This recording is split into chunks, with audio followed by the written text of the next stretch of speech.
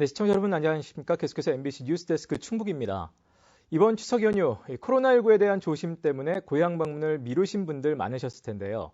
그래도 도심 관광지에는 방역수칙을 준수하면서도 답답한 마음을 달래고 연휴를 즐기려는 나들이객들의 발길이 이어졌습니다. 이재욱 기자가 전해드립니다. 입구부터 발열 체크가 시작되고 한 명 한 명 일일이 체온을 재고 마스크 착용 상태도 점검하다 보니 어느새 차량 대기 행렬이 길게 늘어섰습니다. 코로나19 사태 이후 휴관과 개관을 반복해온 옛 대통령 별장 청남대. 명절 연휴를 즐기려는 나들이객들로 모처럼 활기를 찾았습니다. 숲과 호수 그리고 높은 하늘까지 어느새 가을 옷으로 갈아입은 풍경에 그동안 쌓인 스트레스도 날려버립니다. 나무도 잘 갖고 있는 것 같고 또 역대 대통령님들의 길도 만들어놨고 그래서 자기가 좋아하는 그 대통령님들 길도 한번 걸어보고 좋은 것 같습니다. 동네 공원에서는 주민들이 삼삼오오 모여 휴식을 취합니다. 거리두기를 지키면서 이야기를 나누고 걸어다닐 때는 마스크를 착용합니다. 닷새 연휴 동안 집에서만 머물 수 없어 모처럼 만에 가족 나들이에 나선 아버지는 아이들과 놀아주느라 정신이 없습니다. 멀리 가는 거는 좀 또 코로나 걸릴까 봐 또 그렇고 가까운 데만 나가고 있는 실정입니다.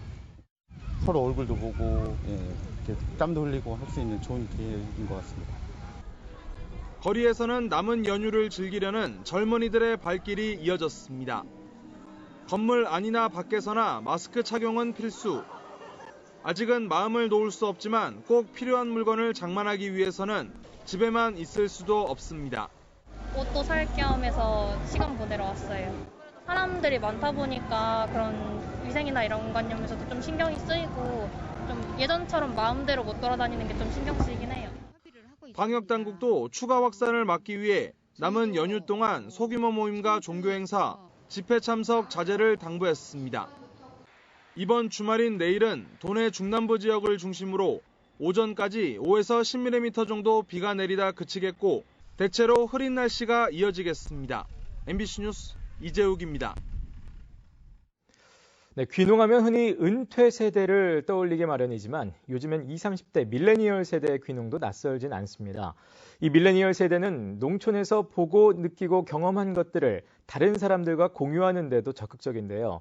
이들의 새로운 도전이 지역 관광에도 신선한 바람을 일으키고 있습니다. 신미희 기자의 보도입니다. 시골 면소재지 한적한 카페가 시끌벅적합니다. 청년 귀농인 셋이 모여 대청호 주변 마을 가을 로컬 투어를 짜는 중입니다. 올 봄에 이미 4차례 해보고 자신감을 얻었습니다. 사진을 찍을 수 있는 공간을 우리가 먼저 가보고 10월 달에만 찍을 수 있는 그리고 갈대밭 거기랑 답사는 필수. 귀농하기 전에는 상상도 못했던 일입니다. 사계절 달라지는 마을 경관이 너무 좋아서 멀리 도시에도 알리면 좋겠다는 생각이 서로 통했습니다. 어떻게 찍으면 좋은지 이런 장소나 시간 이런 팁도 좀 같이 공유하면 이런 것들로 인해서 좀 사람들이 오지 않을까. 진짜 예뻐. 농촌에 살면서 느낀 자연의 감동, 또래 집단과 공유하고 싶은 시골 경험까지 밀레니얼 세대의 눈에는 즐길 거리가 차고도 넘쳤습니다. 엄청난 자원들이 있는 것 같아요. 사과 농장이라면 사과만 수확하는 곳 이렇게 보는데 저는 거기에서 놀 수 있는 것들이 되게 많다고 보고 있거든요. 콘서트도 할 수 있고. 원주민들과도 더 많이 소통하려고 합니다. 면 행정복지센터를 찾아 활동을 알리고 협조도 구합니다. 다니면서 소소한 분야지만 잘 알려지지 않고 설명이 안 된 부분이 있으면 와서 말씀을 해주시면 우리가 현장 나가보고. 올가을 대청호 문이마을 로컬 투어는 이렇게 발품 팔아 만들어지고 있습니다. 내가 이렇게 행복하게 살 수 있는 마을이라면은 나도 이 마을 안에서 무언가 이렇게 좀 역할을 했으면 좋겠다라는 좀 생각을 했었던 거고 지역 주민들과 하나씩 연결이 되어 가는 게 이렇게 느껴지고 마을과 함께 성장하는 밀레니얼 세대의 귀농 일기가 지역 사회에 신선한 바람을 일으키고 있습니다.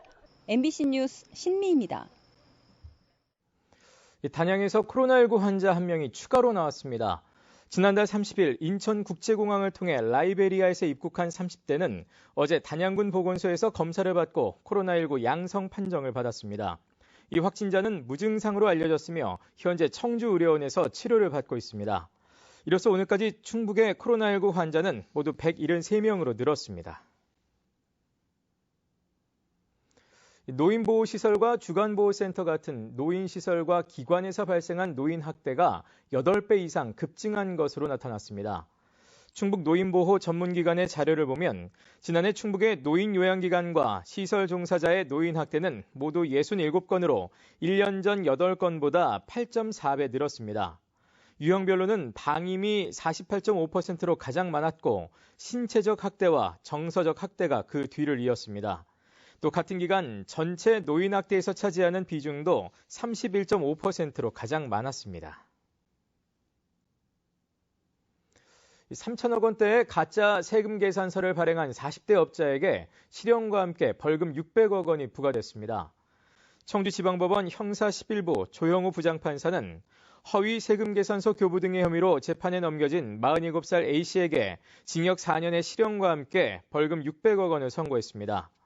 A씨는 지난 2011년부터 2년 동안 가짜 석유 도매업체를 운영하면서 거래한 사실이 없는 전국의 특정 주유소에 석유를 공급한 것처럼 서류를 꾸며 허위 세금 계산서를 발행한 혐의로 기소됐습니다.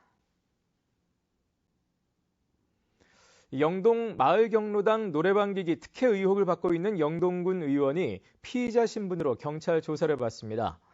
영동경찰서는 지난해 마을경로당에 노래방기기를 설치하는 과정에서 한 군의원이 특정 업체에 독점 납품을 돕고 가족이 업체 측과 일정 금액을 주고받은 사실이 확인됐다며 조만간 해당 군의원을 피의자 신분으로 소환해 조사할 계획이라고 밝혔습니다. 경찰은 청탁금지법 위반으로 해당 군의원을 조사하는 한편 납품 가격도 부풀려진 정황을 포착하고 수사를 확대하고 있습니다. 네, 뉴스데스크 충북이었습니다. 시청해주신 여러분 고맙습니다.